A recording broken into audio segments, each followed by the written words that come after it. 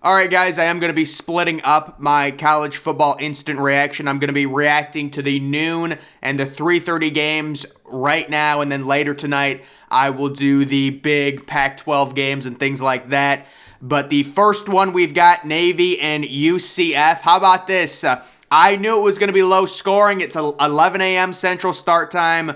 UCF dealing with more quarterback injuries. Navy pulls off the upset. Guys, Navy's actually played really well recently. They're 4-7, but they have played well. And their starting quarterback, a grand total 0 for 1 for 0 yards, and they win 17-14. So I loved the under in this game because of the start time at 11 a.m. and it hits, and it's so unfortunate for UCF. I would say that pretty much knocks UCF. I mean, you can't have, you're 8-3, you've got a loss to Navy. I don't think they can make a New Year's Six Bowl with that resume. So big win for Navy, and they cover the 16.5-point spread. Next, we have Michigan hanging on against Illinois. Guys, I think Michigan almost got caught resting players. I mean, was Mike Morris really injured? Was Donovan Edwards really injured? It just felt like they did not take this game seriously at all with Illinois' season. Looked like they were in a tailspin. Chase Brown maybe not playing. Guys, Chase Brown is so good. Chase Brown reminds me of Christian McCaffrey, the way he runs. He is, like, today was the first time I really got a chance to watch a lot of Chase Brown.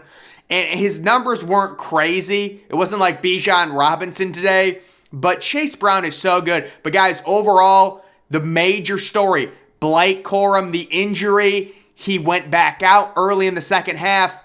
I don't know what's going on. I don't know why Michigan is giving him such an overload. 18 carries in the first half. He's going to get injured. If you can't give him that many carries, it's just too many. But guys, right now, my instant gut is telling me Blake Corum will be playing against Ohio State, but it becomes a question, is he 100%? And the problem for Blake Corum and Michigan, he loves cutting on a dime really quickly, change of direction, kind of smaller back. Will he be 100%? I think he'll play because he did re-enter the game against Illinois after the injury. Also, interesting thing to note on this Illinois game, Michigan got away with a blatant offensive pass interference on a 4th down, and if it gets called, they're in a deep, deep trouble, deep hole that they got away with. So that is interesting. But Michigan, they find a way. They were down 17-10, and they literally kicked 3 field goals because they couldn't get the ball in the end zone. They've got a great kicker, no doubt. And they end up winning 19-17. J.J. McCarthy, another major story. Really not, there's just no improvement in terms of J.J. McCarthy's ability to throw the football. This is a one-dimensional team. They can only run the ball, which sucks for Michigan because Ohio State's secondary is so bad. And we're going to talk about that here later, but Michigan, they don't even come close to covering the 18-point spread. Everyone was in on the under in this game, and the under ends up hitting. We have TCU doing it again, winning by 1 point on a walk-off last-second field goal, the only way TCU could. Baylor does cover the 2.5-point spread. I believe the over also hit on this game. I was in on that. But this is what TCU does. Guys, this season is setting up for TCU to go undefeated and then lose like 27-6 or something to Georgia in the first round. Kind of like Cincinnati against Alabama. You remember that? So, I don't know. I like that. This is great for TCU. Good for the Big 12. Really fun game. But, it's just, when you wonder why TCU's metrics are so much worse than other teams, it's because when you're constantly down in games and you come back, there's no dominance that's shown. So it's going to hurt your metrics. But you have to give TCU credit for winning. They do find a way, and they get a win on the road against a good Baylor team. Baylor is a good team. I know Kansas State beat them, whatever. They're still a good team. Next, we have Alabama over Austin Peay, 34-0. So if you guys are interested, this spread opened this morning. Alabama minus 44.5. So they did not cover the spread. They did shut out Austin Peay, but I did not watch a play of this game. It was, an 11 a.m. Central start time in Tuscaloosa. I mean, with games like this, it just is what it is. You're gonna, this is pretty much what you're gonna get. 34-0. Florida State, man. Florida State is so good. Florida State beats Louisiana 49-17, and it wasn't that close. It was 49-3 entering the fourth quarter. I really want to see Florida State be moved inside of the top 15. That's my personal opinion. They're just so good, and it's so great to see a team improve throughout the regular season like Florida State has. They are a top 15 team in college football. Louisiana is nothing special, but they're not bad. And Florida State being up 49-3, they're so good at the end of this season. And there were several tweets people were saying, I think Florida State could beat several, other top 25 teams, top 10 teams even, because that's how well they've played. It's great to see. Kansas State beats beats West Virginia 48-31. So Kansas State had 41 points in the first half. They had a 40-burger in the first half, and they end up winning. Their offense looking really, really good right now. That's a solid win. It is a bad West Virginia team. They're now 4-7. But still, you got to give Kansas State credit. They annihilated Baylor. They come back. They're on the road in a cold weather game, and they handle business, and they drop a 40-burger in the first half, and they cover the 7.5-point spread. So Kansas State really with a really good performance. We should give them credit for that. Oregon State wins 31-7. Man, what happened to Arizona State's offense? It's a shame. How about those two quarterbacks? Those two quarterbacks looked like their names were made up. Like, you just look at that. But yeah, the story of this game to me, Arizona State's offense is just completely lost. Oregon State, I believe they were 7.5-point favorites, and a lot of people said even 7.5, it's not a great number, but bet on Oregon State because this team is good. They get ranked by the committee, and now they're probably going to be a top 20 team depending on what happens with other teams possibly falling below them. Credit to Oregon State for going on the road as 7.5-point favorites, very similar to Kansas State, and handling business and blowing them out. Notre Dame football. Oh my, there's another team. Notre Dame, 44-0. The defensive culture Marcus Freeman has instilled in Notre Dame right now. Oh my goodness. I think they were up 37-0 at halftime. Notre Dame is a powerhouse, and they're going to be a top 15 team, and FSU is going to be a top 15 team, and I would love to see a bowl matchup between Notre Dame and Florida State in a New Year's Six game. I know they both have 3 losses, I get it, but those two teams are very, very impressive right now, and they just annihilate Boston College. A lot of us were kind of overlooking it, saying Boston College because of the cold weather. They are the value play plus the 20.5, and that is it. Look at Boston College quarterback, 9 of 22, 117 and 3 interceptions. Wow. 9 of 20. I can't even talk. My God. But either way, Notre Dame gets the win 44-0. And next we have Ohio State winning 43-30. It was really closer than that. Guys, Ohio State entered this game 27.5-point favorites. And my goodness, do they have a bad secondary. Horrible. The only redeeming quality for Ohio State is the fact that the Big Ten has such bad passing offenses. The Ohio State secondary really hasn't gotten exposed yet. That could change during the playoffs, but even like looking at Michigan can't throw, so you luck out there too. But Ohio State's secondary, terrible. I don't know why Trevion Henderson was playing when he was injured the entire first half. Dolan Hayden should have started that game. He should have played the entire game. Really weird. I think Dolan Hayden finished with 23 carries in one half. CJ Stroud, surprisingly inaccurate a few different times, not connecting with Marvin Harrison Jr. I think Marvin Harrison Jr. had 5 catches on 10 targets. And guys, Maryland, they had a lot of energy coming into this game, and they played with their hair on fire with nothing to lose. They went for 2. How about Ryan Day, guys? At some point, we got to start talking about Ryan Day's in-game coaching. It's been so bad. Ryan Day, up 33-21. The exact same thing happened against Penn State. He did not have a 2-point play ready, so they got a delay of game. The exact same thing happened against Penn State, and then they tried to kick an extra point, which is meaningless. Making the score 34-21 does nothing because Maryland scores 2 touchdowns. They lead.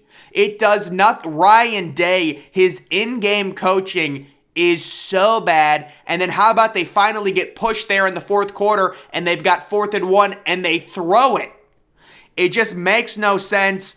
Again, Ohio State, this is a pretty good matchup against Michigan because their secondary is so bad, but Michigan cannot throw. And Ohio State does do a pretty good job on the defensive line.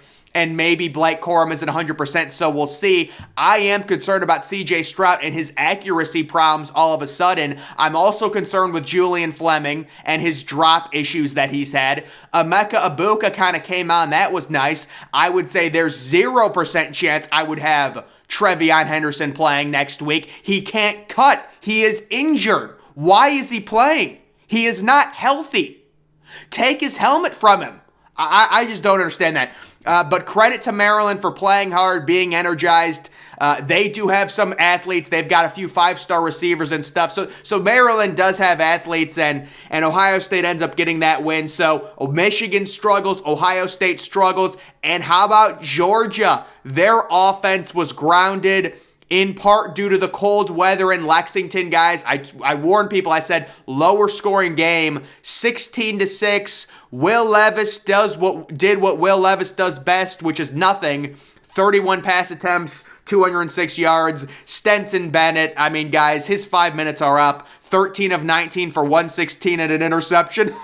But guys, Georgia, I mean, listen, you still have to say they're the best team in the country because both Ohio State and Michigan performed pretty similarly, probably even worse than Georgia. I mean, all of these teams are struggling right now, so I'm sure they will remain number 1, and Ohio State will be number 2, Michigan will be number 3, and TCU, even though they all struggled, will be number 4. Georgia, still a very sound, well-coached team, relied on their defense. They only gave up 6 points.